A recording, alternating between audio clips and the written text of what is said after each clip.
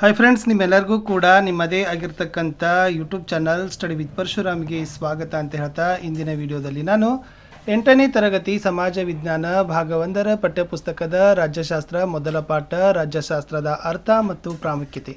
So ಹಿಸ್ಟ್ರಿಯಲ್ಲಿ first ಆಧಾರಗಳು ಪಾಠದ ಹಾಕಿದ್ದೆ. ನಮ್ಮ ಯೂಟ್ಯೂಬ್ ಚಾನಲ್ದಲ್ಲಿ ನಿಮಗೆ ಕನ್ನಡ ಆಗಿರ್ಬೋದು, ಇಂಗ್ಲೀಷ್ ಆಗಿರ್ಬೋದು, ಹಿಂದಿ, SS ಸೊ ಇಷ್ಟು ಮೊದಲಿಗೆ ಕೊಡ್ತಾ ಇದ್ದೀವಿ. ಸೈನ್ಸ್ ಹೊಸ ಸಿಲೆಬಸ್ ಇದೆ, ಸೊ ಅದು ಕೂಡ ಬೇಗನೆ ವಿಡಿಯೋಗಳನ್ನು ರಿಲೀಸ್ ಮಾಡ್ತೀನಿ. ವಿಡಿಯೋನ ಲೈಕ್, ಶೇರ್ ಮತ್ತು ಸಬ್ಸ್ಕ್ರೈಬ್ ಮಾಡೋದನ್ನು ಮಾತ್ರ ಮರೆಯದಿರಿ ಅಂತ ಹೇಳ್ತಾ ಈ ವಿಡಿಯೋವನ್ನು ಪ್ರಾರಂಭಿಸೋಣ. ಅಭ್ಯಾಸಗಳು: ಖಾಲಿ ಬಿಟ್ಟಿರುವ ಸ್ಥಳಗಳನ್ನು ಸೂಕ್ತ ಪದಗಳಿಂದ ತುಂಬಿರಿ. ಮೊದಲ ಪ್ರಶ್ನೆ, ಪಾಲಿಟಿಕ್ಸ್ ಎಂಬ ಪದವು ಡ್ಯಾಶ್ ಎಂಬ ಗ್ರೀಕ್ ಪದದಿಂದ ಉತ್ಪತ್ತಿಗೊಂಡಿದೆ ಅಂತ ಕೇಳಿದ್ದಾರೆ. ಸರಿಯಾದ ಉತ್ತರ ಪೊಲೀಸ್. ಎರಡನೇ ಪ್ರಶ್ನೆ, ರಿಪಬ್ಲಿಕ್ ಗ್ರಂಥದ ಕರ್ತೃ ಡ್ಯಾಶ್ ಅಂತ ಕೇಳಿದ್ದಾರೆ. ಸೊ ರಿಪಬ್ಲಿಕ್ ಗ್ರಂಥದ ಕರ್ತೃ ಅಂದರೆ ಈ ಗ್ರಂಥವನ್ನು ಬರೆದವರು ಪ್ಲೇಟೋ.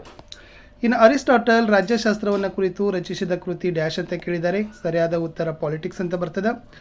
ಇನ್ನು ರಾಜ್ಯಶಾಸ್ತ್ರದ ಬಗೆಗಿನ ಮಾಹಿತಿ ಹೊಂದಿರುವ ಕೌಟಿಲ್ಯನ ಕೃತಿ ಡ್ಯಾಶ್ ಅಂತ ಕೇಳಿದ್ದಾರೆ. ಅದನ್ನು ಅರ್ಥಶಾಸ್ತ್ರ ಇಸ್ ದ ರೈಟ್ ಆನ್ಸರ್. ಇಷ್ಟು ಬಿಟ್ಟ ಸ್ಥಳಗಳಿತ್ತು. ಇನ್ನು ವಿವರಣಾತ್ಮಕ ಉತ್ತರವಿಸ್ತಕ್ಕಂಥ ಪ್ರಶ್ನೆಗಳ ಕಡೆಗೆ ಹೋಗೋಣ.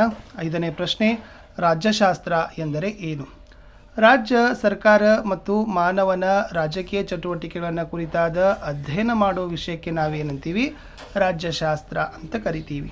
ಪ್ರಶ್ನೆ 6, ರಾಜ್ಯಶಾಸ್ತ್ರದ ಕ್ರಮಬದ್ಧ ಅಧ್ಯಯನ ಯಾರಿಂದ ಆರಂಭವಾಯಿತು ಅಂತ ಕೇಳಿದ್ದಾರೆ. ಸರಿಯಾದ ಉತ್ತರ ಗ್ರೀಕರು ಅನ್ನೋದು ರೈಟ್ ಆನ್ಸರ್. ಪ್ರಶ್ನೆ 7, ರಾಜ್ಯಶಾಸ್ತ್ರದ ಪಿತಾಮಹರೆಂದು ಯಾರನ್ನು ಕರೀತಾರೆ ಅಂತ ಕೇಳಿದ್ದಾರೆ. ಸೊ ರಾಜ್ಯಶಾಸ್ತ್ರದ ಪಿತಾಮಹ ಅಂತಕ್ಕಂಥ ಪಟ್ಟ ಹೋಗೋದು ಅದು ಅರಿಸ್ಟಾಟಲ್ ಅವರಿಗೆ. ಇನ್ನು ರಾಜ್ಯಶಾಸ್ತ್ರದ ಒಂದು ವ್ಯಾಖ್ಯೆ ನೀಡಿ ಅಂತ ಕೇಳಿದ್ದಾರೆ. ಡೆಫಿನಿಷನ್ಸ್ಗಳನ್ನು ಕೊಡಬೇಕು. ಯಾರಾದರೂ ರಾಜ್ಯಶಾಸ್ತ್ರದ ಬಗ್ಗೆ ನಿಮಗೆ ಪುಸ್ತಕದಲ್ಲಿರ್ತಕ್ಕಂಥ ಕಂಠಪಾಠ ಮಾಡಬೇಕು. ಗಾರ್ನರ್ ಹೇಳಿದ್ದಾರೆ, ರಾಜ್ಯದಿಂದ ಆರಂಭವಾಗಿ ರಾಜ್ಯದೊಡನೆಯೇ ಪರಿಸಮಾಪ್ತಿಗೊಳ್ಳುವ ಅಧ್ಯಯನವನ್ನು ನಾವೇನಂತೀವಿ?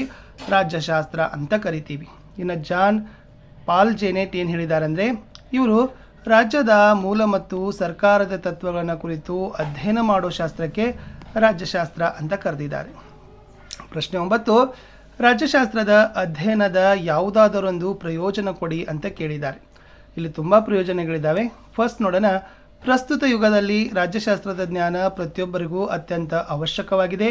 ರಾಜ್ಯವೊಂದರ ಅಭಿವೃದ್ಧಿ ಮತ್ತು ಪ್ರಗತಿಯು ಅಲ್ಲಿನ ಜನಗಳ ಆಲೋಚನೆ ಮತ್ತು ಜ್ಞಾನ ರಾಜಕೀಯದಲ್ಲಿ ತೊಡಗಿಸಿಕೊಳ್ಳುವಿಕೆಯ ಮೇಲೆ ಅವಲಂಬಿತವಾಗಿರ್ತದೆ. ಇನ್ನು ರಾಜ್ಯಶಾಸ್ತ್ರವು ರಾಜ್ಯವೊಂದರ ಉಗಮ ಮತ್ತು ಬೆಳವಣಿಗೆಯನ್ನು ಅರ್ಥ ಮಾಡಿಕೊಳ್ಳಲು ಸಹಕಾರಿಯಾಗ್ತದೆ. ರಾಜ್ಯದ ಕಾರ್ಯಗಳಲ್ಲಿ ರಾಜಕೀಯ ಚಟುವಟಿಕೆಗಳು ಮತ್ತು ವಿವಿಧ ಸರ್ಕಾರಗಳು ತೊಡಗಿಸಿಕೊಳ್ಳುವುದರ ಬಗ್ಗೆ ಮಾಹಿತಿಯನ್ನು ರಾಜ್ಯಶಾಸ್ತ್ರ ಒದಗಿಸ್ತದೆ.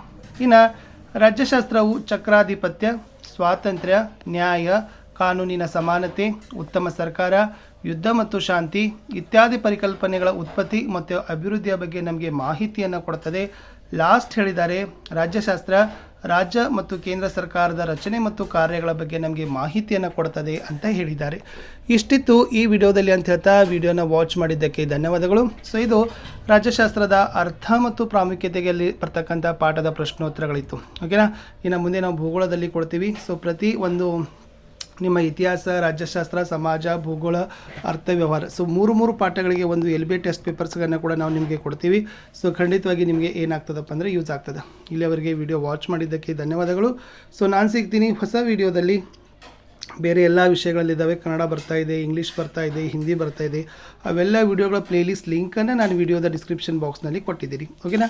ಆ ಪ್ಲೇಲಿಸ್ಟ್ ಲಿಂಕ್ಗಳನ್ನು ಚೆಕ್ ಮಾಡಿದರೆ ಸಾಕು. ನಿಮಗೆ ನಾವು ಹಿಂದೆ ಹಾಕಿರ್ತಕ್ಕಂಥ ವಿಡಿಯೋಗಳು ಮತ್ತು ಈಗ ಮುಂದೆ ಅಪ್ಡೇಟ್ ಮಾಡ್ತಕ್ಕಂಥ ವಿಡಿಯೋಗಳು ಕೂಡ ನಿಮಗೆ ಸಿಗ್ತವೆ ಅಂತ ಹೇಳ್ತಾ ಸಿಗುವ ಹೊಸ ವಿಡಿಯೋದಲ್ಲಿ. ಅಂಟಿಲ್ ಟೇಕ್ ಕೇರ್, ಬಾಯ್.